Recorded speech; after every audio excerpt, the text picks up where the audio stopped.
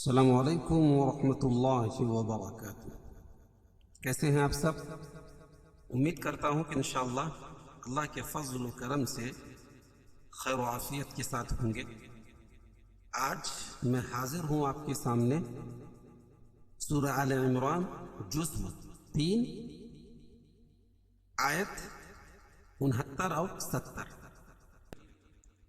میرا مقصد صرف تلاوت کرنا ہی نہیں ہوگا، اس کے اندر نکلنے والے تجوید و قواعد اور اصول و ضوابط کو بتلانے کی کوشش کریں گے۔ چلیں میں آپ کا زیادہ وقت نہ لیتے ہوئے قرآن کے پیش پہ چلتا ہوں۔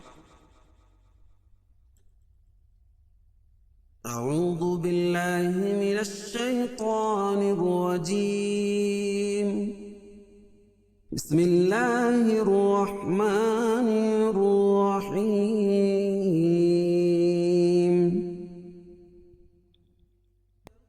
وَدَّت طَّائِفَةٌ مِّنْ أَهْلِ الْكِتَابِ لَوْ يُضِلُّونَكُمْ وَمَا يُضِلُّونَ إِلَّا أَنفُسَهُمْ وَمَا يَشْعُرُونَ۔ يَا أَهْلَ الْكِتَابِ لِمَ تَكْفُرُونَ بِآيَاتِ اللَّهِ وَأَنْتُمْ تَشْهَدُونَ۔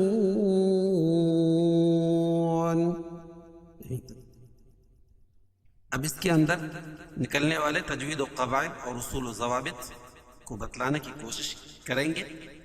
میں امید کرتا ہوں کہ آپ میری ویڈیوز سے ضرور فائدہ اٹھانے کی کوشش کر رہے ہوں گے۔ وَدَّت کیا ہے؟ وَدَّت طَّائِفَةٌ مِّنْ أَهْلِ الْكِتَابِ۔ وَدَّت تا کا طا میں ادغام ہو رہا ہے، تا کا طا میں۔ وَدَّت وَدَّت ٹھیک ہے، اور یہ مد متصل ہے کیونکہ طائفہ ایک ہی کلمہ ہے۔ قاعدہ ہے کہ حروف مدہ کے بعد اگر حمزہ اسی کلمے میں تو مد متصل ہوتا ہے، اس میں توسط اور طول ہے۔ طَائِفَةٌ مِّنْ أَهْلِ الْكِتَابِ، تم تنوین کے بعد ادغام مع غنہ کے 4 حرفوں میں سے میم ہے، تو یہاں غنہ کر کے پڑھیں گے۔ تم من اہل الکتاب میں اظہار حلقی، کیوں؟ اس لیے کہ نون ساکن کے بعد حروف حلقی کے 6 حرف حمزہ ہا، عین ہا اور غین خا میں سے حمزہ ہے۔ من اہل الکتاب لو یضلونکم، کتاب کڑا زبر قائم مقام الف مدہ کے، اس کو ایک الف کے برابر کھینچ کے پڑھیں گے۔ لو واولین ہے، اس کو نرم آواز کے ساتھ جلدی ادا کریں گے۔ یضلو واو مدہ، ضاد کو پر پڑھیں گے نکم۔ وما يضلون إلا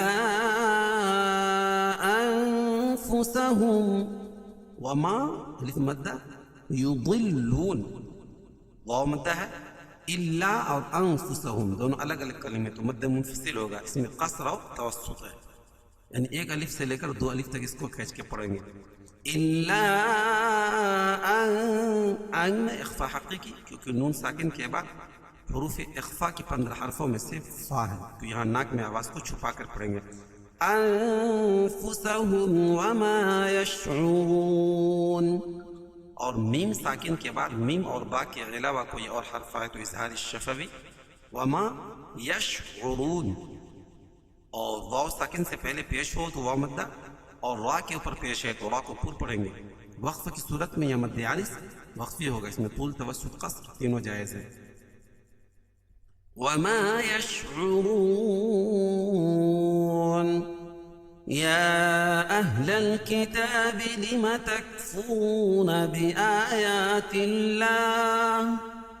یا اور اہل دونوں الگ الگ کلمے، تو مد منفصل ہوگا۔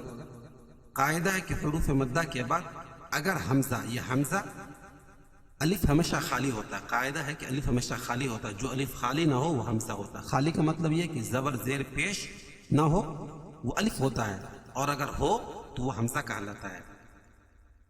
ٹھیک ہے، کتاب کھڑا زبر قائم مقام الف مدہ کے، لما تکفرون واو ساکن سے پہلے پیش ہے تو واو مدہ ہوگا، اور وا کے اوپر پیش ہے تو وا کو پر پڑھیں گے. بِآيَاتِ اللَّهِ وَأَنْتُمْ تَشْهَدُونَ.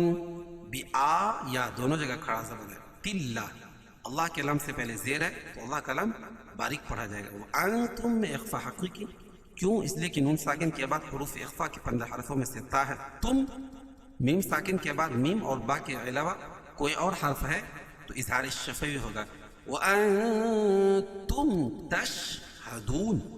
وقف کی صورت میں یہ مد عارض وقفی ہوگا، اس میں طول توسط قصر تینوں جائز ہے. قاعدہ ہے کہ حروف مدہ کے بعد سکون عارضی ہو وقف کی صورت میں، رکنے کی صورت میں ہم جزم لے کر آ رہے ہوں، ٹھیک ہے، تو مد عارض وقفی ہوگا، حروف مدہ کے بعد ہونا چاہیے. چلے ایک مرتبہ اس کو متن پڑھتے ہیں. وَدَّت طَّائِفَةٌ مِّنْ أَهْلِ الْكِتَابِ لَوْ يُضِلُّونَكُمْ وَمَا يُضِلُّونَ إِلَّا أَنفُسَهُمْ وَمَا يَشْعُرُونَ. يَا أَهْلَ الْكِتَابِ لِمَ تَكْفُرُونَ بِآيَاتِ اللَّهِ وَأَنْتُمْ تَشْهَدُونَ.